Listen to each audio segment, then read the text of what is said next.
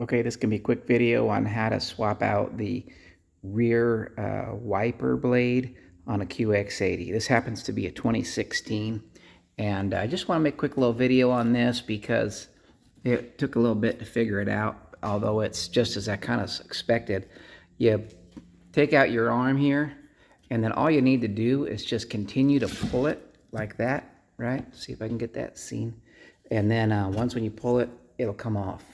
So you can see in there that what those little tracks are, how that works. Here's what it looks like on the inside there. There's just those two little pins. And anyway, so that's all you do is you just turn it like this until it fully get those pins clear, and then you can pull it straight off. That's all there is to it. And I'm gonna put this new one on. This one I just got at the auto parts store, and it came with a bunch of this clip here was a little adapter clips.